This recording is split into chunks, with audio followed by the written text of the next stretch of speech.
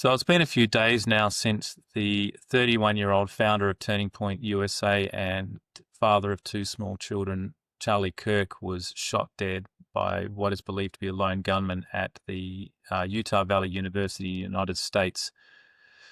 So if you hadn't heard of Charlie Kirk before this week, then I'm pretty sure you would have now. The press has made many comments about him. There's been quite a few tributes. My Facebook feed has been absolutely full of commentary, of messages, of videos talking about Charlie's life. Fortunately, mine have been mostly positive. I know there's been some pretty distasteful commentary out there, and the people who are doing that really need to be held to account.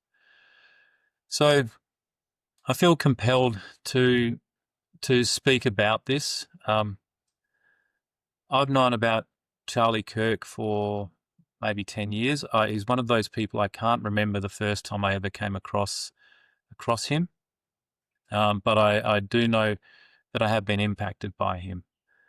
The incredible way that he put himself out onto university campuses and opened himself up to commentary, to criticism, to argumentation, to talk about the things that really mattered, and to try to break the stranglehold that the cancel cultures had got onto the universities.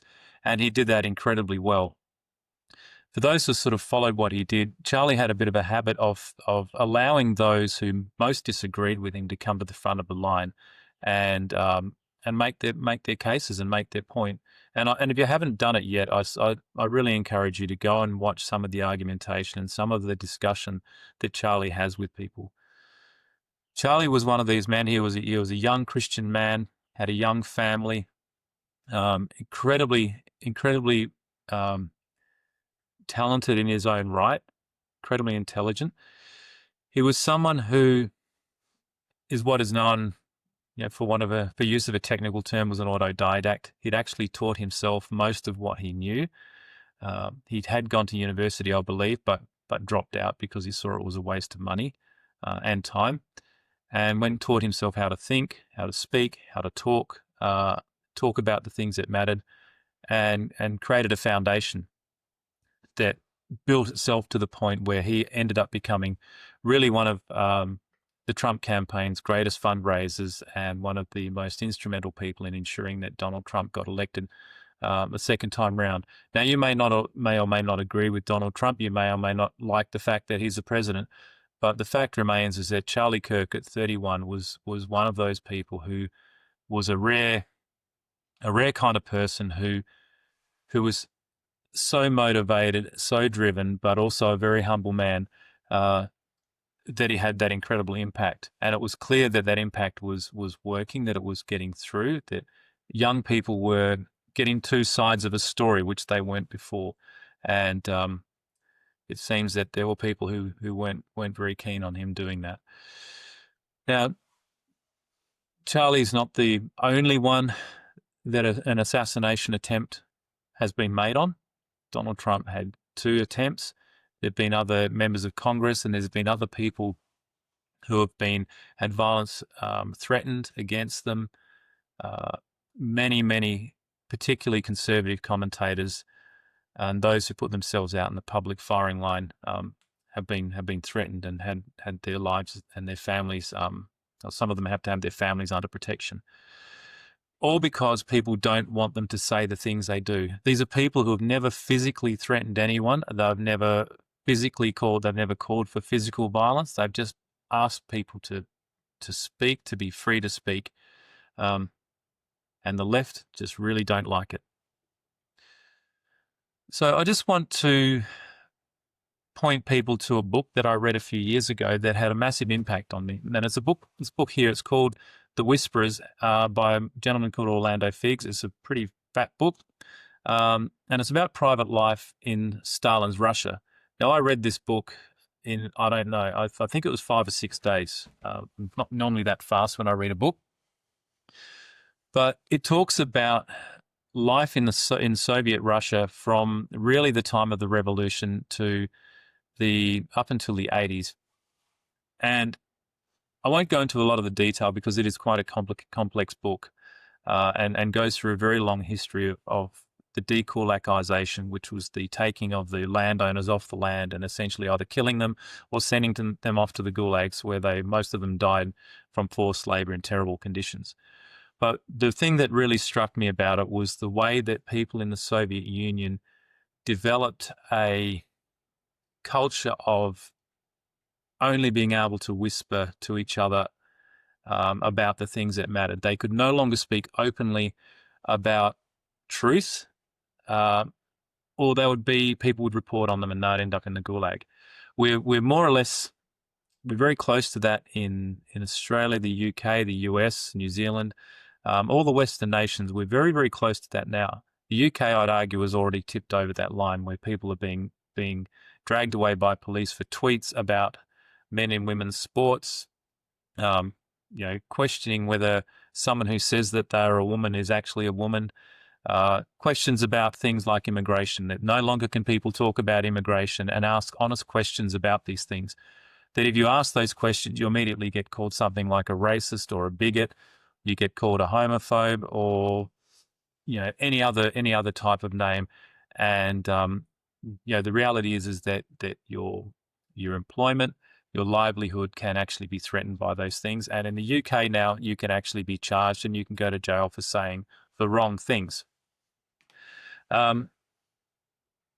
George Orwell in 1984 talked about wrong speak, and there were concepts in 1984 which were things, the concept of the memory hole, where people were cancelled and they disappeared down the memory hole. Now that comes straight out of Stalinist Russia, where very famously there were photos where people were taken out of photos, and I think it was Trotsky, I think it was, in one of the photos where there was the whole of the Russian, I've forgotten the name of it now, the Russian cabinet essentially, and the person who was tasked with removing him from the photo actually left his shoes in there, and they never noticed it. But people were removed from memory and they were cancelled completely from culture. Now we all know what cancel culture is now. So someone like Russell Kirk's another person.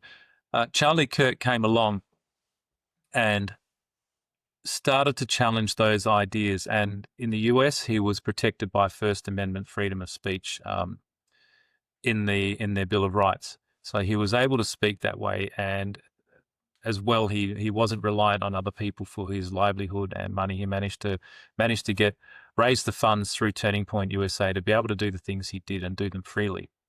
If it wasn't for Charlie, I think that the universities in the United States would be in a much worse place than they are, that people just simply wouldn't be able to tell the truth, and that there would be none of this discussion happening. So Charlie did something for people a bit like Jordan Peterson, where he encouraged them not to be afraid of telling the truth. George Orwell again said in his book, I think it's in 1984, pretty sure, or Animal Farm, I think it's 1984, where he says, in a time of universal deceit, telling the truth is a revolutionary act. And someone like Charlie was a revolutionary. And but what he did by telling the truth, he broke the fear that people had in universities, and he broke the fear of a lot of young Americans in particular of standing up for what they knew to be right, but were being told that they could no longer say it. So going forward on this, it's going to be interesting to see what happens in the United States. I really hope and I really pray that it doesn't break down into violence. I don't think it will, because the center-right in the US, the conservative side of politics in the US, has never advocated for violence to make their point. The same can't be said for the left in the US.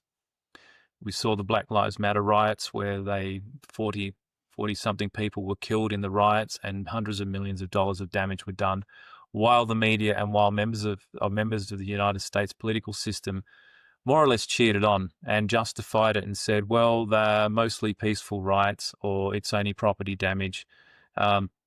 and justified this violence and anger against people.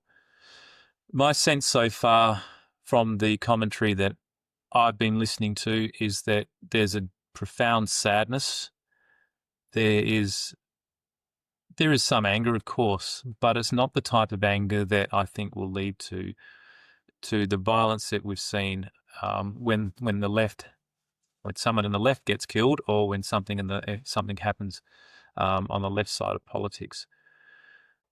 So where to from here? Well, for the US, I think the assassination of Charlie Kirk is going to have long and profound implications on them as a nation.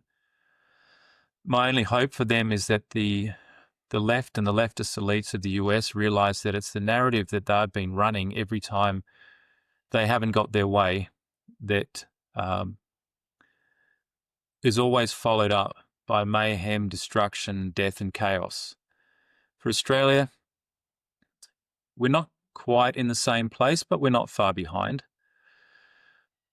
I really hope that we as a nation can mature, and I really hope that we can get back to an understanding that it is only through the free market of ideas and only through free and open discussion about the things that matter to us that we'll ever have a hope of growing together rather than growing further apart.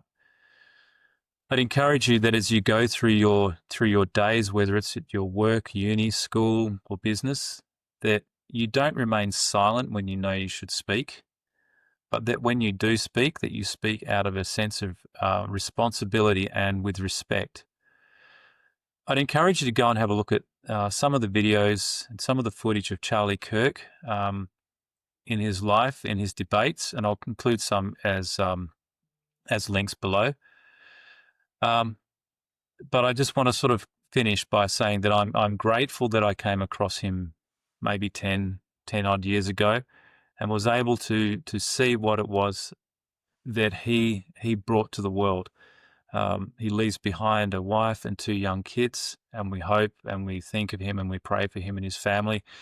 And we just we're just very thankful for the legacy that he has left, and just hope that in his place that we'll have the courage of conviction to stand up when we know we need to, and the wisdom to be able to speak in the ways that we need to as well.